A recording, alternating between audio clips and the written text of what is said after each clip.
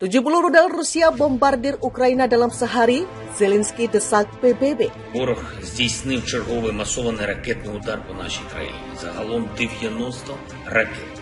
Уражені енергосистема, підприємства, житлові будинки. Та й коли це сталося? Одразу. Як в Індонезії завершився перший день саміту «двадцятки», найбільш помітні заяви прозвучали. Основні зустрічі відбулись. Росії кажуть про мир, а вона ракету. We have decided to support Ukraine also militarily to defend itself against the aggressor in line with Article 51 of our Charter. Germany is deeply aware of its historic responsibility. That's why we are and will always be committed to diplomacy and seeking out peaceful solutions. But when our peaceful order comes,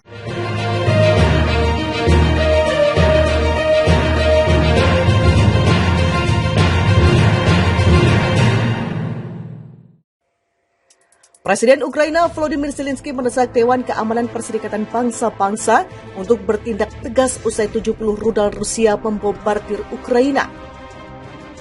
Hal ini hanya satu hari tetapi kami menerima 70 rudal, itu rumus teror Rusia, kata Zelensky dalam pidato virtual di depan Dewan Keamanan PBB, Rabu 23 November seperti dikutip dari Reuters. Zelensky juga menerangkan bahwa rudal Moskow menghancurkan infrastruktur seperti rumah sakit, sekolah, transportasi, dan memaksa menutup pembangkit listrik tenaga nuklir. Tujuan Rusia di bawah rezim Presiden Vladimir Putin, menurut Zelensky, untuk menambah derita rakyat Ukraina selama musim dingin sehingga beresiko mati beku. Zelensky juga meminta Rusia tak turut memberikan suara usai rekam jejak mereka di negara tetangganya selama 9 bulan ini. Kami tidak bisa menjadi sandera teroris internasional. Rusia melakukan semuanya untuk membuat generator energi lebih kuat dari piagam PBB, kata dia. Sementara itu dalam rapat Duta Besar Amerika Serikat untuk PBB, Linda Thomas-Greenfield mengatakan Presiden Rusia Vladimir Putin jelas menjadikan musim dingin sebagai senjata untuk membuat warga Ukraina semakin menderita. Putin akan berusaha membekukan negara itu, Ukraina, untuk tunduk, ungkap Greenfield. Di sisi lain, Duta Besar Rusia untuk PBB, Valsi Nevencia, merespon seruan Zelensky dan menyebut ancaman serta ultimatum dia sembrono. Nevencia juga mengatakan kerusakan infrastruktur di Ukraina disebabkan penembakan peluru kendali dari sistem pertahanan udara. Rudal itu kemudian jatuh di area penduduk dan merusak berbagai bangunan. Ia lantas meminta Barat berhenti menyuplai sistem pertahanan udara ke Ukraina. Rusia telah menginvasi Ukraina selama 9 bulan sejak Februari lalu. Sepanjang rentang waktu itu pertempuran terus terjadi. Baru-baru ini Ukraina berhasil memukul mundur Rusia di kota Kherson. Boris Johnson, Jerman ingin Ukraina menyerah ke Rusia. Pemerintah Jerman disebut ingin Ukraina menyerah dengan cepat ke Rusia. Hal itu terungkap dari wawancara mantan Perdana Menteri Inggris Boris Johnson dengan CNN Portugal yang terbit awal pekan ini. Dikutip Newsweek, Johnson mengklaim Berlin ingin situasi diselesaikan secepatnya ketika kelompok taktis batalion Rusia berkumpul. Ini menjelang serangan Rusia ke Ukraina pada 24 Februari lalu. Saya akan memberitahu Anda hal yang mengerikan pandangan Jerman pada satu tahap, katanya dikutip Kamis 24 November 2022. Bahwa jika itu terjadi, yang akan terjadi bencana, maka akan lebih baik semuanya berakhir dengan cepat dan untuk Ukraina, tambahnya. Saya tidak dapat mendukung itu. Saya pikir itu adalah cara pandang yang membawa malapetaka, tetapi saya dapat memahami mengapa mereka berpikir dan merasakan seperti yang mereka lakukan. Tegasnya lagi.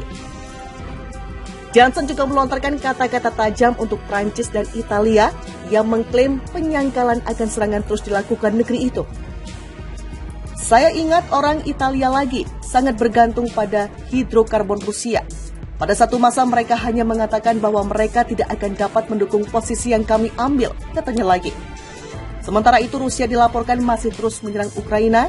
Rabu pasukan Presiden Vladimir Putin menembakkan 65 rudal lagi ke bangunan tempat tinggal dan stasiun energi. Dalam pembaruan operasional, Staf Umum Angkatan Bersenjata Ukraina mengatakan pasukan pertahanan negara itu menembak jatuh 51 dari 65 rudal jelajah KH-101. semuanya ditembakkan ke ibu kota Kiev serta wilayah Vinnytsia, Lviv, dan Zaporizhia.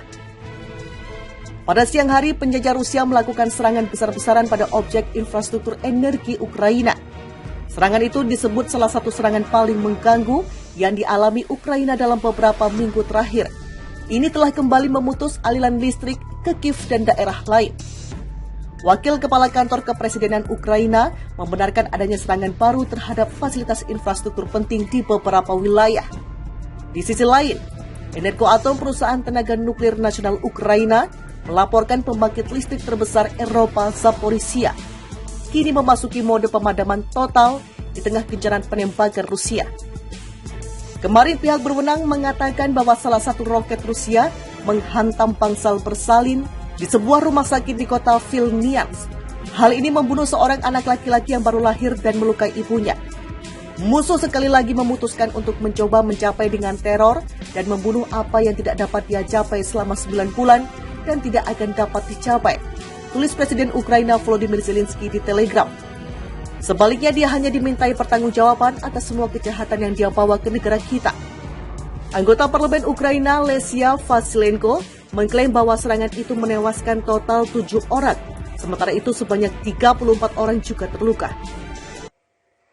Presiden Ukraina Volodymyr Zelensky mendesak Dewan Keamanan Perserikatan Bangsa-Bangsa untuk bertindak tegas usai 70 rudal Rusia membombardir Ukraina.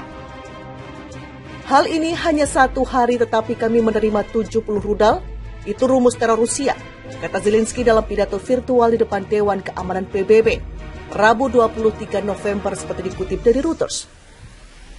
Zelensky juga menerangkan bahwa rudal Moskow menghancurkan infrastruktur seperti rumah sakit, sekolah, transportasi, dan memaksa menutup pembangkit listrik tenaga nuklir.